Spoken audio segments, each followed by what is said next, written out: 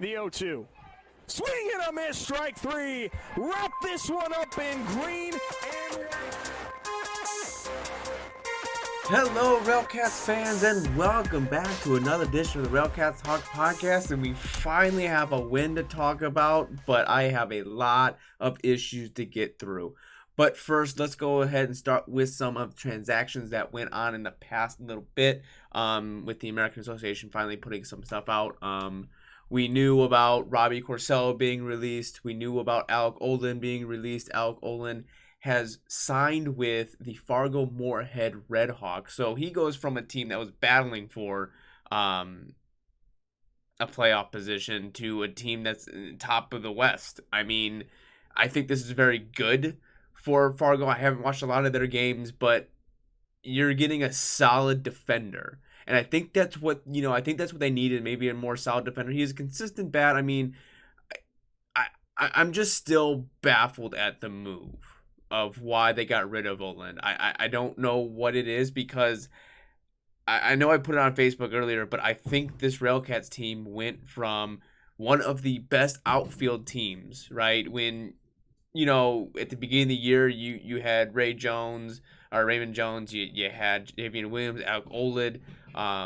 You had a handful of very good outfielders. I mean, even bringing Jesus Mariachi, who is I think he's a great outfielder. He has a great arm and right, especially. He can move for a bigger dude, and he can hit the ball. I think he's a perfect right fielder. And I know that spot was taken by Olin, but I don't know why they got rid of Olin. To me, it just makes no sense why it happened, because now it's magnified even more. All right, because LG Castillo, he's starting to get on my listen. It takes a lot to get on my I don't like you list, and he's getting that way. Just watching him play in the outfield, it makes me cringe. It's ugly. It's on the point of ugly, because I know I'm jumping into. I'll jump through the game, but I just want to get this off my chest because this is fresh on my mind. It was here late in the innings. I have it. Oh, I guess it was midday. It was in the fifth. Scatsy. Anyways, he hits a ball. Oh wait, no, my bad. That's not on. That wasn't on Castillo. That was that was on Scatlin. Where is this at? I know I have it somewhere. Oh, my bad. It was in the eighth inning. Which led to nothing, but it was something to me, because we had this previous, and I think in the last series against Cleburne. I wasn't sure if it was against Cleburne, or it was the last series against Winnipeg. I wasn't watching. I was just listening when it seemed like it was a routine pop fly and Castillo just dropped it. And he had another one of those where, I mean, yeah, he was moving, but it was in his glove. And then when you get in the ninth, I'll get into the ninth inning on this one, because Lord help me, Lamar Rodgers is making some moves I'm not liking. I don't know what it is, but it's just not working. I don't know what his idea of managing a baseball game is, but the ninth was not it. So when you get into it in the ninth inning, at least, Hernandez walks, Jared Price comes in, he walks a guy, then he gets the next guy out, and then it's a double, and then it's a single. And on that single to left field, I guess it was one of those bloop singles, so I can't really blame anyone for that one. And then Nader hit one, and then okay, so here's the sacrifice fly, okay? I don't think this score should have ended at 10-8. It should have ended at 10-7. Watching Castillo make that play, okay, he took like 3 steps in and then ran back to the ball, right? Okay, as an outfielder, you take 2 steps backwards first, evaluate the ball, then make a play. He should have been running up on the ball, making a catch, and I think that would have stopped Taylor, or not Taylor. That would have stopped. Yeah, it was Taylor. I think it would have stopped Taylor from scoring. And then you have the fly out again to him, and I just all these balls going to left field. Just it had me nervous. It had me very, very nervous.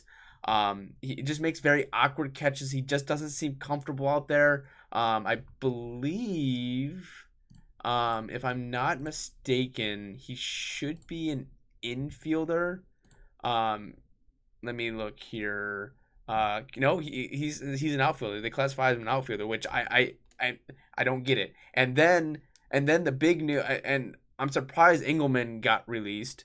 To be completely honest, because I thought he was batting very well. I mean, in the 6 games he played, um, he had a 381 batting average. He had 8 hits, 5 runs, 4 RBIs, and drew 8 walks.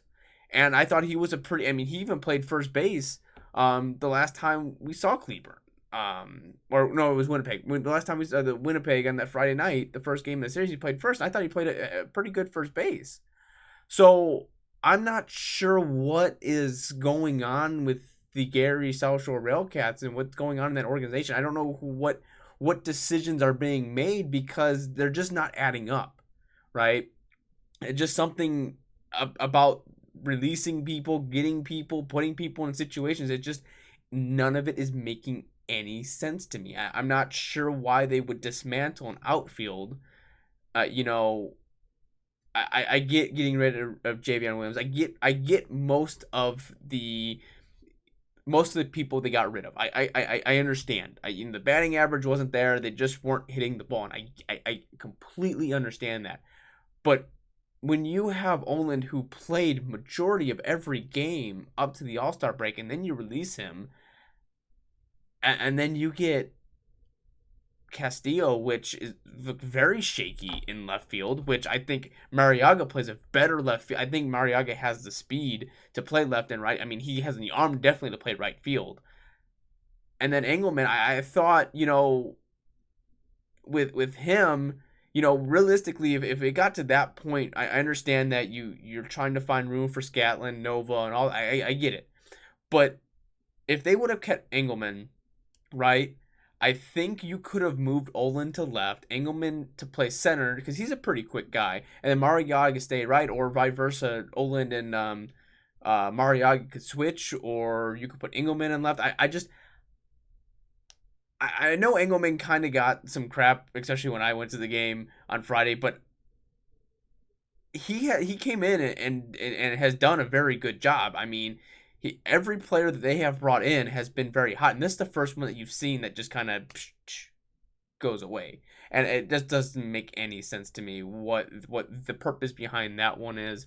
I'm happy that Olin is getting another chance and to play for a championship because Fargo is going to probably make it that far, or at least the semifinal. Whoever they decide to pick, or wherever Kansas City, how that battle's going. I'm excited to see him get another opportunity because I think he deserves another opportunity. I think he kind of got snuffed here at Gary, and it's kind of a shame being kind of a staple guy for the Railcats for a little bit here. But let's go ahead and get into this game, which was, overall, it was an exciting game, but it turned into a game where it was just like, oh, here we go again. So Edward Cuello versus Kevin Hilton was on the mound today, and Cuello, I thought, pitched very well. I know the last time he saw the Railroaders, he was on a pitch limit. He pitched here 5 innings. He gave up 3 runs, but 2 were earned because of the error that went to Scatland, which I'll get into in a hot second here. I thought he pitched very well. I thought Hilton pitched very well to a certain extent. I mean, he gave up 6 runs, but 5 earned. There was a couple errors here and there. He wasn't the one that got Cervic is the one that kind of got hit hard with the runs that were given up. Basically that was the winning hit error that Jackson Smith had, which we'll get into. But going into the first here, Scatlin led off. He struck out in 3 pitches. Woodworth here, there's a couple candidates here that I want to put out for player of the game. But the more I watch Woodworth play, the better I'm understanding of why he is a fan favorite. At the beginning of the year, I didn't I know he was consistently batting, but his fielding was kind of iffy to me. He just didn't seem comfortable, and not knowing the team that well to a certain extent. Um, Seeing the actual players play was just kind of, he just seemed very off, but I think he's finding his groove. He's been a very consistent bat. I mean, he has been, I would say, the most consistent hitter that the Railcats have. Just, quietly day in and day out, gets a couple hits here, a couple, not everyone gets on base all the time. And then, Lingual makes the All-Star team, but he's a shortstop. He has monster games. He kind of slows down, this and that. But I know right now he didn't play in this game, but it's nice to have a rotation of some sort to give these players like Woodworth, like Lingual, some days off because they've played every game up to the All-Star break. So it's nice to give those players days off when they need it. But with this being such a big series, which I guess I can't really say anything, because we'll get into Walraven. He had a hell of a game too. So going into the first here, Woodworth walked. No, my bad. He tripled. No, he tripled on a beautiful hit, and then Nova got on with a walk. Mariaga struck out, but in the meantime, when Mariaga struck out, Nova stole second, got caught in a rundown, and Woodworth, 200 IQ, big brain plays, stole home and got home. So yes, Nova shouldn't have gotten in that situation, but in the deem of things, and when you look at it in reality, the Railcats score, they get on the board. Awesome, good job. You go to the bottom here, and Cuello hits Arroyo on a full count. Near here nor there. Taylor strikes out. Nair grounds into a fielder's choice. Ario, it was Burgess tried to go to second and try to turn it to a play. It didn't happen. And then this is where I was kind of confused by, I kind of had a feeling this was coming. Simpson comes up. He hit one foul, and Cuello just left it right down the middle of the plate. And the ball went. So I was wondering if he was going to pitch around it, but then he did it again, and Simpson just hit the ball, and that ball went. And that brought up the lead to 2-1, and then Clemens struck out. And then you go here to the top of the top of the second, and Castillo hit. See, I didn't know so much if it was an error. It was kind of hard to see. I guess they're going to give it to him, but it was an error on the third baseman. Castillo hit it underneath. It was a hard shot. He was maybe trying to play the bounce, and it just went underneath the mitt. And then Walraven came up and he hit a single. Then Sam Abbott just like, this ballpark is what Sam Abbott needs, right? This the depot. It's like the home run depot, like, instead of Home Depot, the home run depot. It's just, that's what it seems like. That's what goes on down there. He hits a 3-1 blast, no doubter to a certain extent, because it kind of looked like it was gonna get played. I know the wind was blowing out. It was kind of playing a little bit of games, but he hit a 3-run shot that made the score 4-2, and then Burgess struck out looking, and then Jackson Smith flew out to center field. Going on to the bottom of the second, nothing going there. Cuello gave up a hit and struck out one. Going to the top of the third, Railcats, nothing really going, nothing notable except Nova getting a single in that one. And then bottom third, one strikeout for Cuello, nothing going on for the Cleburne there. Going into the top of the fourth, Walraven comes up, leads off, and this was a no-doubter. He hit it, he knew it, he watched it, that ball went flying. Everyone in the ballpark knew that ball was gone. He hit a solo shot, which I don't know why I didn't write that down as a run. But that made it 5-2 on that aspect of it.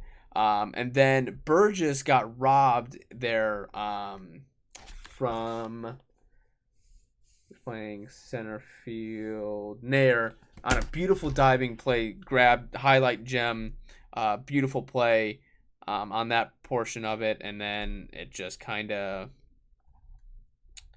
Abbott and Smith both struck out. So then we go to the bottom of the fourth, nothing happening. Then we go to the top of the fifth for the RailCats. Only thing notable was Scatling got a single. And then going to the bottom of the fifth, things kind of opened up. And this is where the defense started getting a little shaky here. Started off with a double from, I want to make sure I read his name right. Is it Sanchez? Oh, yep, it was Sanchez. Lord, I can't spell. I don't know what I was doing there, but it was Sanchez. Yep, it was Sanchez who hit the double. And I couldn't really see what happened here because the feed didn't go and it didn't show the play. But what I presumed happened was that Scatlin didn't read the ball correctly. The ball went over his head. He didn't read it off the wall. It bounced over the wall, and they gave him an error. So I don't know exactly what happened, if he had it, if he didn't have it. I couldn't see it. Then they thought maybe it was going to be a ground rule double, but it ended up being a triple. I don't know what the case may be. But like I said, the outfield errors are starting to show its weary head, its ugly head, and it's not pretty. That led to a Shumpert, Sumpret,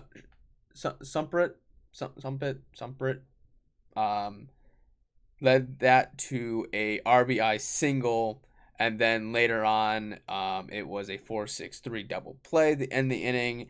At this point, it is 5-3, and then going to the top of the sixth, Castillo had a very good hard hit ball to third, and I believe it was Hernandez playing third tonight. He made a beautiful stab and threw it across and got Castillo out. But then Walraven's like, you know what? I hit a no-doubter. I'm just going to hit another one. And he hits himself another home run. I forgot to also mention that Sam Abbott's 3-run shot, that's 12 home runs on the year. That is the first RailCat in franchise history to hit 12 home runs in 1 year. Crazy to think about that. It's just absolutely crazy to think about. It's just the style of baseball the RailCats have played for years and years, and then to win championships the way they've had. You know, I know there's a turn at the tables are turning, but it's just crazy to think that. But I digress from where I was at. And then Abbott walked, and then that turned into a 6-4-3 double play that ended the sixth. At this point, I'm getting lost in the math. Would be 6-3, and then at the bottom of the sixth here, Taylor gets a single. He steals a base. Well, it was actually a double steal. Because Nair gets a single. So this one, I don't. This one here, was a tricky one for me, because this seems like a ball that should have been caught by Castillo. I just don't think he has the speed for it. I know that Walraven went out there, he couldn't make the play. It just seems like if Mariaga was out there, if Olin was out there, if you had someone other than Castillo, I think they would have made that catch. Even Engelman or maybe even Scatlin would have probably made that catch. I just don't know if he can read the ball. I think he is a strict right. Realistically, I think he's a right fielder that just can hit the ball. I don't think he has an arm. I don't think he can read the ball very well. I think growing up, realistically, he probably played right field because he couldn't play anywhere else and he could just hit the ball. But that's my own opinion, but that's just what I see from him and his defensive skills. It just doesn't seem like he has a knack for reading the ball. And to be able to play in the outfield, what a lot of people don't understand is that you have to have a natural ability to read the ball off the bat. In the infield, it's kind of easier to kind of tell a little bit where the ball's going.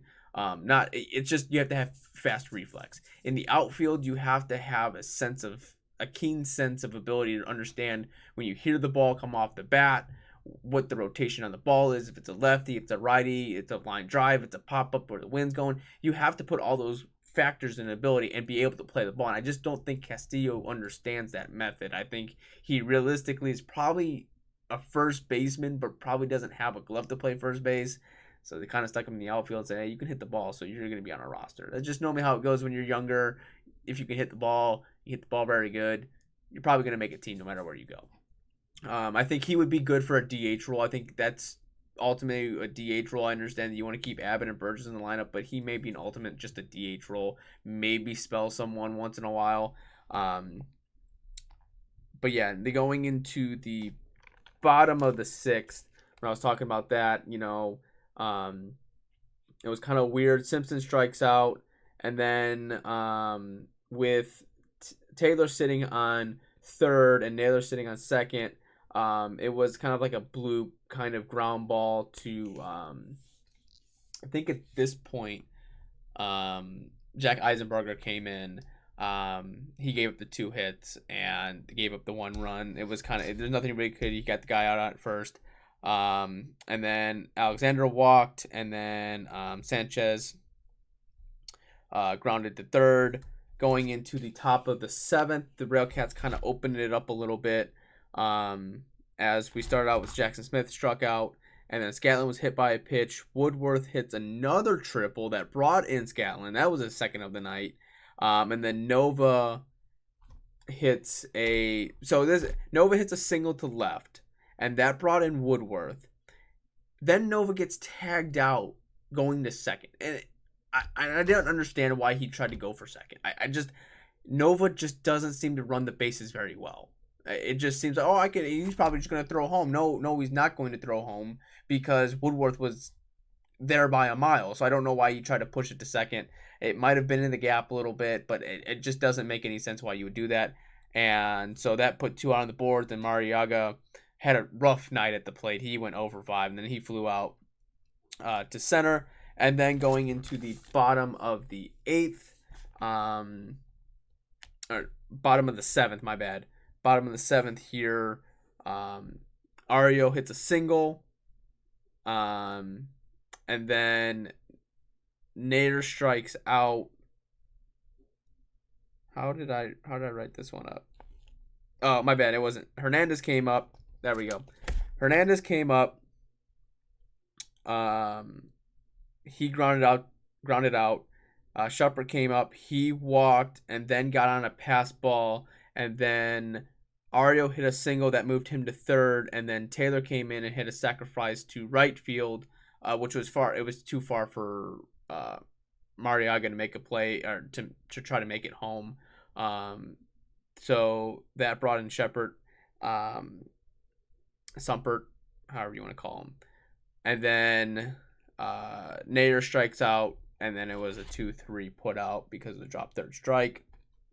And then going to the top of the 8th here, Castillo popped out to first. Walraven struck out. Abbott walked, and then Burgess walked. And so this is what broke this game a little bit wide open here to help the RailCats go from an 8 to a 10 lead. So there's 2 outs. Abbott and Burgess sitting on first and second, and Jackson Smith hits the ball to third base. And I believe, or not third, first base. Simpson misses the ball. This ball goes rolling into the right field. Abbott scores easily. Burgess blows through the stop sign and scores. So that brought it what was it at that point? A 10-5 lead. There we go, 10-5 lead. And I'm thinking, okay, all right, relax a little bit. Nick Garcia came back into the 8th inning. He shut down the order. I know you had the fly out, the error out there. I came in. He's frustrated me so much that I came to Castillo.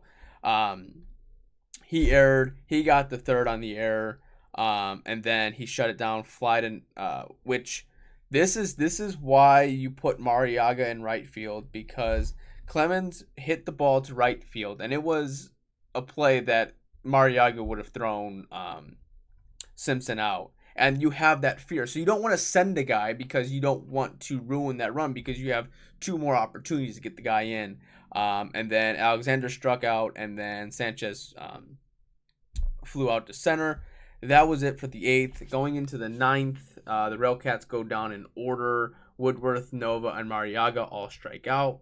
And then we get a little tricky here. All right, and this is where the first glimpse of what in the heck is Lamar Rodgers doing. All right, I'm not saying that Jared Price is a terrible pitcher. I'm not saying that at all. I think that Cleburne is a team that is in his head at this moment because his last 2 games against Cleburne were not pretty. All right, it was just not pretty. He goes in and closes the game out. He can't get it done. You're thinking, okay, who are they going to bring in? You can bring in Josh Vincent, maybe. You could bring in the guy that ended up closing the game out in Medea. I mean, you have your plethora of ideas. Or you could have left Nick Garcia out there again to pitch 3 innings. I thought Nick Garcia had a pretty good bounce back. I know he's kind of struggled, especially out of the starting rotation. It seems like he's better in the bullpen. But, I'm like, okay. And then all of a sudden, they come back from break, and I couldn't see. I thought maybe it was Josh Vincent because I just saw the longer hair. I didn't see it fully. And then it was Jared Price. I'm like, why? So I already got that sinking feeling. And he goes in, and he immediately walks Hernandez. I'm like, here we go. And then Shumpert, he grounds out the Shumpert. He grounds out the third. Okay, all right. Got one out a little bit better. And then Araro comes in, and he hits a double. And that was like, oh, that brought Hernandez in. It's 10-6. This can get a little tricky here. And then Naylor hits a single, a little bloop single to left, which was no one's fault. And then that brought in Aurora. And then Nair hits a single out to right field. That brought in Taylor. So at this point, it's 10-8.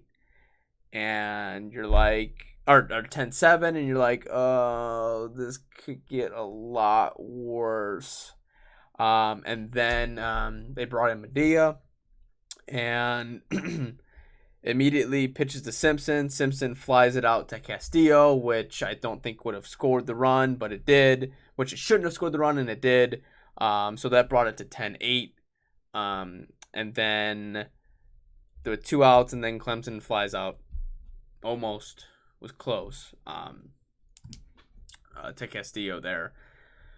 So going through the stat lines here, looking at the RailCats pitching staff, Cuello went 5 innings, gave up 4 hits, 3 runs against, 2 earned, 4 strikeouts.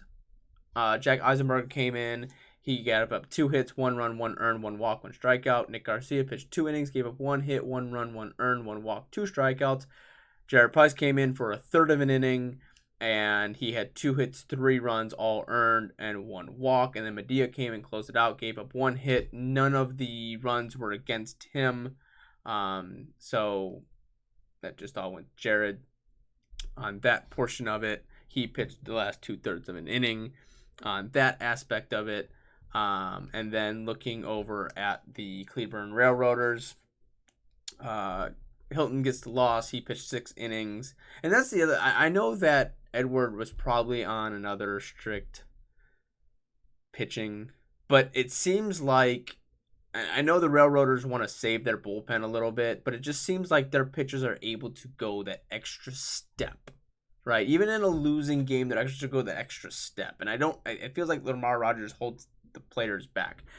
In this series, I really think you let if the pitchers are doing decent, right? If you have the lead and the starting pitchers are doing decently well, you let them go until the 7th or 8th inning, because you get to the bullpen and things kind of get tricky. If you're 5-0, just let your starter. If your starter starts to kind of struggle a little bit, okay, I understand that. He gives a walk, gives him a solid hit, you bring someone else in. But if they're pitching a good game, let them in as long as possible. But Hilton, like I said, pitched 6 innings, 7 hits, 6 runs, 5 earned, 2 walks, 5 strikeouts. And then Lucas came in, 2 hits, 2 runs, 2 earned, 1 strikeout. Cervenka. There we go, Cervenka. He pitched 1 inning, 2 runs, 2 walks, and 2 strikeouts. Then Bell came in to close the game out. He pitched 1 inning and had 3 strikeouts. Looking at the RailCats batters, Scanlon went 1 for 4 with 1 hit. 1 for 4, 2 strikeouts. Woodworth went 2 for 5, 2 triples, 2 hits, 1 RBI, and 1 strikeout. Nova came in, he went 2 for 4 with an RBI, 1 walk, and 1 strikeout. Mariaga went 0 for 5 with 2 strikeouts. Castillo went 1 for 4. Walraven went 3 for 4 with 2 home runs. He had 3 runs. He scored 3 runs and had 2 RBIs, both solo home runs. That would be his RBIs. 1 strikeout. Abbott had 2 at bat. Well, he walked twice, but he went 1 for 2 with a 3-run home run and 2 runs scored. Chris Burgess went 0 for 3 with a walk, a strikeout, and he scored 1 run. Jackson Smith went 0 for 4 with 2 strikeouts, and then you kind of had, it wasn't an RBI situation because it was an error, but you move on from that. And then we look at Arroyo. He went 2 for 4 with 1 run, 1 RBI, 1 strikeout. Taylor came in. He went 2 for 4, 2 runs, 2 RBIs, 1 strikeout. Nair came in at 2 hits, 5 at bats, 1 run, 1 strikeout. Simpson was 1 for 4 with 1 run, 3 RBIs, 1 strikeout. Clemens was 0 for 4 with 1 RBI and 1 strikeout. Alexander was 0 for 3 with 1 walk, 2 strikeouts. Sanchez was 1 for 4 with 1 run, no strikeouts. Hernandez went 1 for 3 with 1 run and 1 walk. Sumpert went 1 for 3 with 1 run, 1 RBI, and 1 walk as well. So that kind of wraps up the RailCats on that one, which was a huge win for them, because that only pushes them a half game behind Cleburne at this point. And now looking at the West here, Kansas City and Fargo are now tied actually for the top of the division on that aspect of it. And this is also going to think about a good one to think about as well for the East Division. Lake Country is not that far behind the RailCats, only a game and a half back. So you gotta start winning some games. This one you're gonna have to take 4. You're gonna have to go 4-2. It's just simple as that. And that's the same thing Cleburne's thinking about. Listen, this Cleburne team is a team that gets hot at the end. You just have to learn to. I think they did a better job of mentally being together in this game to kind of bring everything down. And you make an error, you just kind of get through it, which they would have melted down completely, and it would have been lost. But good job on them, just to kind of tame the beast, get the win, get their confidence up, go in tomorrow thinking this is going to be a better game.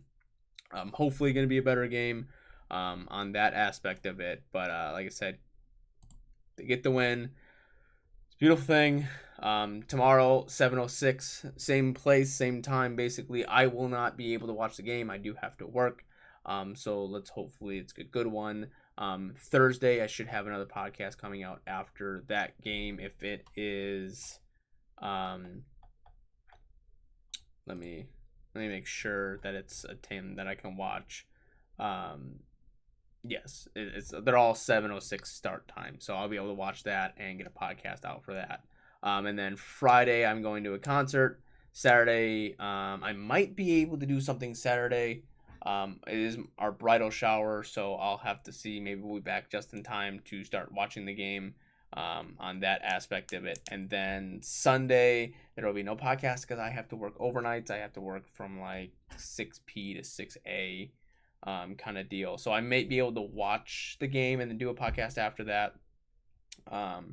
Then I'll kind of get back to a little bit of normalcy to a certain extent on some of these things moving forward. So... but yeah, that's going to go ahead and wrap it up for me. If you enjoyed the video or enjoyed the podcast, please leave a like, comment, and subscribe. If you do comment, I will try to answer back to you. Like I said, I take all comments into consideration. I take everyone's opinion in consideration, because this is not just a podcast for me. It's a podcast for everyone to put their own opinions out there, and for me to collect the information and decipher, is my opinion wrong? Or, whatever, just kind of piece the puzzle together and everyone have a good conversation along the ballpark with these Gary South Shore RailCats. So good big win tonight. Let's see if we can get it tomorrow. I want you to enjoy the rest of your day, rest of your evening, whenever you're listening to this, and go Cats.